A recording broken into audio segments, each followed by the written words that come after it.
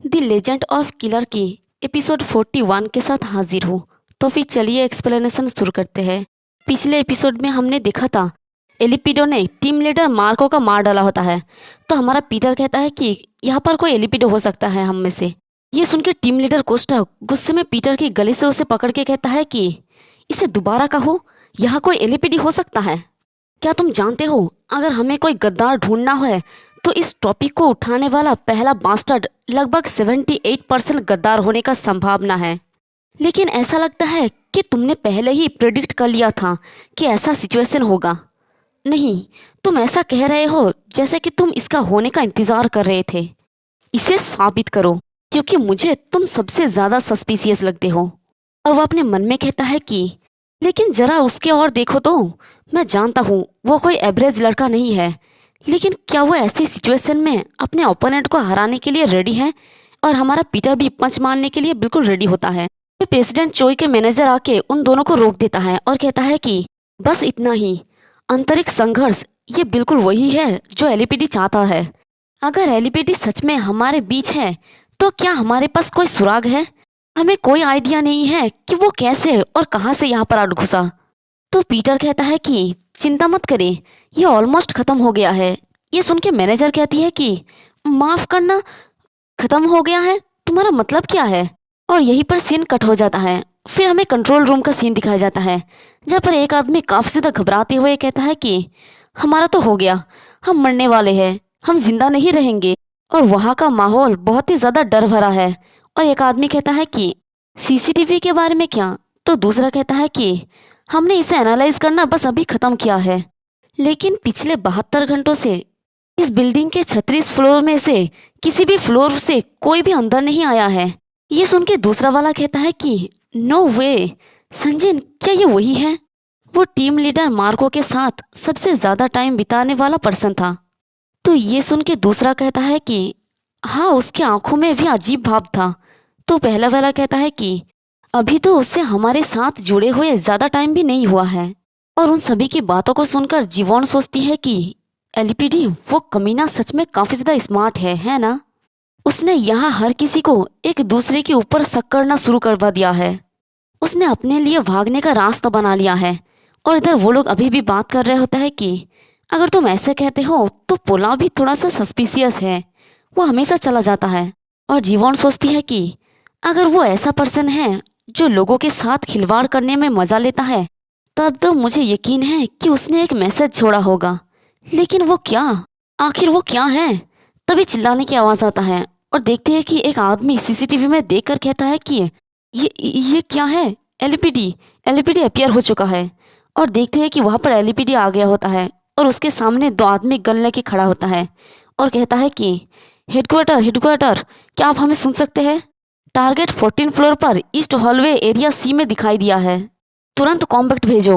और वो उसके ऊपर एलिपीडी के ऊपर गन से शूट कर देता है। फिर थोड़ी देर खामोशी रहता है और उन्हें लगता है कि एलिपीडी मर गया है। ये सोच के एक आदमी कहता है कि क्या वो मर गया है? हेडक्वार्टर, ये 14 फ्लोर पर है, ईस्ट हॉलवे एरिया सी में। टारगेट मर चुका है, कंफर्मिंग। बट तभी उन दोनों की चिल्लाने की आवाज आता है। ये देख के सीसीटीवी के बाहर वाले लोग कहता है कि ये क्या हो रहा है?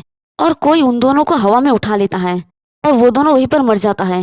और एलिपीडी की आवाज आता है, आओ मुझे फिर से ढूंढो, अगर तुम कर सकते हो तो। और ये सब कुछ देख के कंट्रोल रूम वाले कहता है कि रीइंफोर्समेंट के बारे में क्या? तो दूसरा कहता है कि वो लोग पहुंच गए हैं, लेकिन वो वहां से पहले ही निकल चुका है। तभी एक और कहता है कि मैंने तुमसे क्या कहा था, वो हम सभी को मार डालेगा। तो ये सुन के एक और कहता है कि क्या अभी ये सब कुछ कहने की समय है? और हमारा जीवन चुपचाप सोच रही होती है और सोचती है कि मुझे पता था कि ये अजीब है। आमतौर पर सीसीटीवी साउंड को कैप्चर नहीं करते, लेकिन जब मैं यहाँ पर आया मैंने सीसीटीवी को साउंड को रिकॉर्ड करने के लिए बदल दिया, क्योंकि यही एकमात्र तरीका है जिससे मैं सीसीटीवी देख सकता हूँ। मतलब हमारा जीवन तो देख नहीं सकती, बस वो सुन के ही सब कुछ पता लगा पाती है। तो वो कहती है कि हालांकि मार्को की अटैक वीडियो में साउंड रिकॉर्ड नहीं हुआ था, इसका मतलब है कि यह आज रिकॉर्ड किया गया नहीं है। तो ये खबर बताने के लिए जीवन बड़ी तेजी से जाने लगती है और उसने पीटर को कॉल लगा दिया होता है। तो वो कहती है कि एलिपीडी सच में हमारे साथ खेल रहा है, ये सुन के पीटर कहता है कि क्या जीवन क्या गलत है? तो जीवन कहती है कि सीनियर क्या आप मुझे सुन सकते हैं? तो पीटर कहता है कि हाँ मैं सुन सकता हूँ, आखिर क्या बात है? तो जीवन कहती है कि आपका मतलब क्या है? ऑफ कोर्स ये कुछ इम्पोर्टेंट है। एलपीडी वो कमीना, वो सच में काफ़ी ज़्यादा चालाक है। वो कमीना बच्चा किसी कारण से मुझे लगातार एक सिग्नल भेज रहा है। वो सिग्नल है नहीं, नहीं, मैं देखूंगा तब आपको बताऊंगा। और तभी उसके साइड से बड़ी तेजी से कोई निकल जाता है। तो तभी ये महसूस करती हुई जीवन वहीं पर रुक जाती है और मुस्कुरा के कहती है कि जरा इस कमीने को तो देखो, उसकी हिम्मत भी कैसे हुए आहान जीवन को नीची नजरों से देखने की। और ये सुन के पीटर पूछता है कि जीवन क्या हुआ है, तुम्हारा करंट लोकेशन क्या है? तो जीवन कहती है कि basement 1 west hallway area F. अपना समय ले ले क्योंकि आपको कुछ भी करने की ज़रूरत नहीं होगा। और इधर ये सब कुछ सुन के पीटर काफ़ी ज़्यादा परेशान हो जाता है और कहता है कि जीवन जीवन मेरे लिए टाइम बाय करो, मैं अभी आ रहा हूँ। तभी कॉल कट हो जाता है। तभी पीटर बड़ी तेज़ी से वहाँ से जाने के लिए आगे बढ़ता है, बट तभी उसके सामने टीम लीडर कॉस्ट आ जाता है और उसे रोकते हुए कहता है कि तुम कहाँ पर जा रहे हो? ऐसा लगता है कि कुछ मज़ेदार हुआ है। अगर तुम अभी कोई मूव चलते हो तो तुम जानते हो कि तुम और ज़्यादा सस्पिशियस बन जाओगे, है ना? तो उसे यहाँ पर देखकर पीटर सोचता है कि अगर मैं उसे अभी एक्सप्लेन भी कर दूँ कि सीसीटीवी के साथ क्या हुआ है तो वो मेरा विश्वास नहीं करेगा। लेकिन अगर मैं अभी यहाँ से नहीं गया तो जीवन बहुत ही ज़्यादा खतरे में पड़ जाएगी। तो वो कोस्टा को कहता है कि प्लीज़ हट जाइए, मैं बहुत ही ज़्यादा जल्दी में हूँ, मैं आपको वापस आने के बाद सब कुछ एक्सप्लेन कर दूंगा। ये सुन के कोस्टा कहता है कि ठीक है, ये कारण है कि हम तुम्हें यहाँ से जाने नहीं दे सकते। और उसके साथ और 2 आदमी आ जाता है और कहता है कि एरोगेंट बनना बंद करो और जाके अपने पोजीशन पे वापस जाओ। तुम एक कदम भी आगे नहीं बढ़ सकते जब तक कि तुम पर संदेह दूर नहीं हो जाता। और पीटर को उससे काफ़ी ज़्यादा गुस्सा आने लगता है। तो वो कहता है कि अगर आपने मुझे और एक बार रोका तो मेरा आपका पैर तोड़ने के अलावा और कोई चॉइस नहीं है। तो ये सुन के कोस्टा को भी गुस्सा आ जाता है और कहता है कि तो फिर करो, अगर तुम ये कर सकते हो तो। तो पीटर बहुत ही ज़्यादा गुस्से में उसकी तरफ देखने लगता है और यहीं पर सीन कट हो जाता है। फिर हमें जीवन का सीन दिखाया जाता है जहाँ पर वो बेसमेंट में पहुँच चुकी होती है और कहती है कि एलपीडी तुम बहुत ही ज़्यादा ग्रेट हो, जबकि सब लोग जानते हैं कि तुम यहाँ पर हो फिर भी कोई तुम्हें ढूंढ नहीं सकता। लेकिन क्या तुम जानते हो, बदकिस्मती से तुमने गलत ओपोनेंट को चुना है।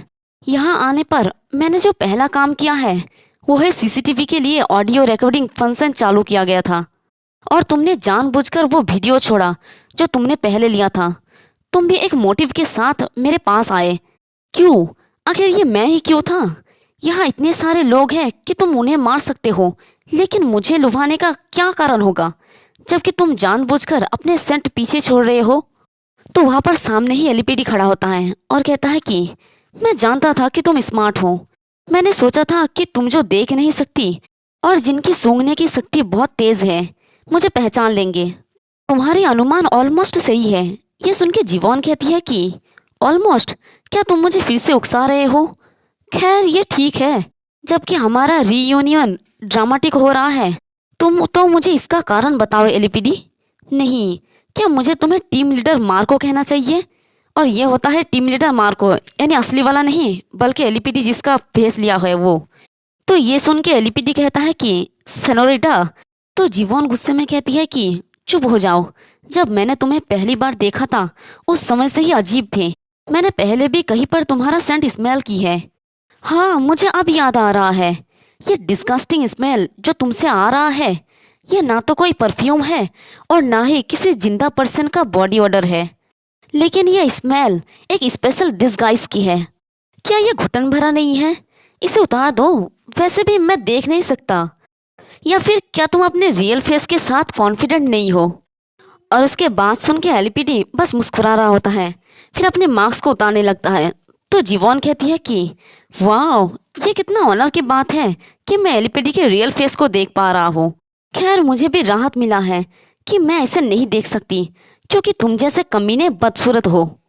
और हमें फाइनली एलपीडी का रियल फेस दिखाया जाता है जो सच में काफ़ी हैंडसम है और इसका कोड नेम होता है जोहान।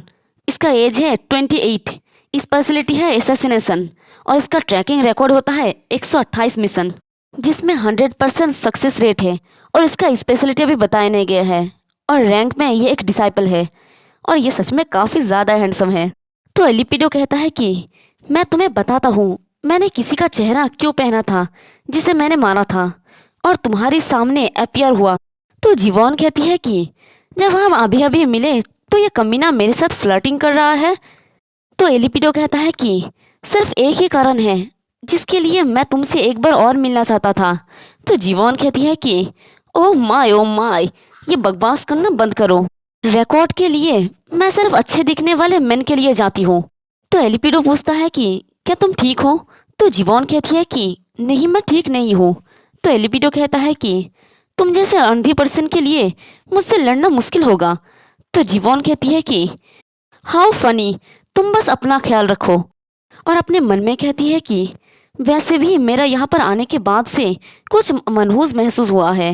ये ऐसा है जैसे हवा इलेक्ट्रिफाइड है या उस कमीने ने कुछ किया है। वैसे इससे कोई फर्क नहीं पड़ता जबकि मेरे पास है अंधेरा और वो वहाँ की स्विच को तोड़कर अंधेरा कर देता है। उसने लाइट को ऑफ कर दिया, मुझे पता था। और जीवॉन बड़ी तेजी से उसके सामने से गायब हो जाती है। तो एलिपिडो आसपास देखते हुए कहता है कि कितना चालाक है वो। तुम मुझे उसी कंडीशन में लड़वा रहे हो जैसे कि तुम हो। क्या तुम सच में मुझसे बराबरी पर लड़ना चाहती थी। तो जीवॉन कहती है कि बराबरी, इंसान इसे न्यूरोप्लास्टिसिटी कहते हैं। अगर कोई एक सेंसेस खो देता है तो दूसरी सेंसेस इसको मेकअप कर देती है। मैंने अपनी दृष्टि खो दी और ट्रेनिंग के जरिए से मैंने एक नई सेंसेस हासिल की है जो तुम्हारे पास नहीं हो सकता। और वो जमीन पे अपनी लाठी को जोर से मारती है और कहती है कि और वो है इकोलोकेशन। और वो अपने आसपास की चीज़ों को महसूस करने लगती है और कहती है कि ये एक ऐसा स्किल है जो साउंड वेव्स के जरिए से किसी भी ऑब्जेक्ट का लोकेशन महसूस करता है। बराबरी पर माई एस। और एलिपिडी को तो कुछ समझ नहीं आता, इसलिए वो कहता है कि क्या। और हमारा जीवन बड़ी तेजी से एलिपिडी के पीछे पहुंच जाती है और कहती है कि इस अंधेरे में ही तुम मेरे शिकार हो। और वो उसके ऊपर एक जोरदार अटैक कर देती है जिससे एलिपिडी सीधे दूर जाके गिरता है। और वो कहता है कि तो तुम कह रही हो कि तुम गैब्रियल के किलर्स में से एक हो। तो तुमने सच में स्पेशल ट्रेनिंग रिसीव की है। तुम्हारे बारे में सब कुछ बहुत ही निपुण है। यहाँ पर हमें यह भी पता चल गया कि हमारा जीवॉन भी गैब्रियल के किलर्स में से एक है या फिर शायद वो एक डिसाइपल भी हो सकती है। तो जीवॉन एलिपिडी के ऊपर फिर से अटैक करती हुई कहती है कि जबकि तुम ये जानते हो तो फिर मैं बिल्कुल भी होल्ड बैक नहीं करूंगी। अब ये बहुत ही ज़्यादा लेट हो चुका है। यहाँ तक कि अगर तुम एक डिसाइपल भी हो फिर भी अगर तुम्हारे पास लाइट नहीं है तो तुम बस एक नॉर्मल पर्सन हो। और वो अपनी स्टिक को बड़ी तेजी से उसकी तरफ फेंक देती है जिससे वहाँ पर थोड़ा धमाका होता है। बट तभी जीवॉन थोड़ी हैरानी से के सोचती है कि हाँ, 5 सेंसेस में से दृष्टि का इम्पोर्टेंस बाकी से 80% ऊपर है। लेकिन उसके लिए ऐसा करना कैसे पॉसिबल है। इसलिए वो इसे रोक नहीं सकता और ना ही डॉज कर सकता है इस अटैक को। लेकिन उसके लिए ऐसा करना कैसे पॉसिबल हो सकता है। उसने इसे डॉज नहीं किया और ना ही ब्लॉक किया, उसने इसे पकड़ लिया मानो वो इस अंधेरे में भी सब कुछ देख सकता है। और जीवॉन की फेंकी हुई स्टिक को एलिपिडो ने बड़ी आसानी से पकड़ लिया होता है। तो जीवॉन सोचती है कि पर कैसे। तभी एलिपिडी कहता है कि क्या तुम जानते हो इंसान इसे कुछ न्यूरोप्लास्टिसिटी कहते हैं। अगर तुम अपने एक सेंसेस को खो देते हो तो बाकी सेंसेस तुम्हारे लिए इसे मेकअप कर देते हैं। लेकिन इस वजह से तुम मुझे हरा नहीं सकती हो क्योंकि जब से मैं पैदा हुआ था तब से ही मैं अंधा था। यानी एलिपिडी जन्म से ही अंधा है, इसलिए उसका एबिलिटी भी हमारे जीवों से ज़्यादा पावरफुल है। और ये सुन के जीवॉन की तो पसीने छूटने लग जाती हैं और अपने मन में कहती है कि मुझे पता था। वो भयानक एहसास क्यों लगा। फैक्ट ये है कि ये स्पेस मनहूस था, सब उसके कारण था। ये हाई फ्रीक्वेंसी जिसे मैं फिगर आउट नहीं कर सकता। तभी एलिपिडी कहता है कि ये इकोलोकेशन था। अमेजिंग, तुमने इसे काफ़ी अच्छे से सीख लिया है। लेकिन चाहे तुम कितना भी हार्ड ट्राई इसे कर लो, तुम्हारे पास कुछ ऐसा है जिसे तुम ओवरकम नहीं कर सकती। लोग इसे डिस्पेयर कहते हैं और देखते हैं कि एलिपिडी का तो फ्रीक्वेंसी हमारे जीवों से भी ज़्यादा होते हैं। तो जीवॉन कहती है कि अब मुझे समझ में आया कि किस कारण से तुम मुझे सिग्नल दे रहे थे, ये मुझे ही क्यों होना था। तो एलिपिडी कहता है कि दैट्स राइट, ब्लाइंड लोग काफ़ी ज़्यादा एनोइंग होते हैं और वह हमारे जीवों के ऊपर अटैक करने के लिए आगे बढ़ जाता है। और इसी के साथ हमारा ये वाला एपिसोड भी खत्म होता है। अब देखना ये है कि हमारा पीटर उस जगह से बचकर यहाँ पर सही टाइम पर पहुँच पाता है या नहीं। एक्सप्लेनेशन पसंद आई तो कमेंट करके ज़रूर बताना। वीडियो को लाइक और चैनल को सब्सक्राइब कर देना। शुक्रिया।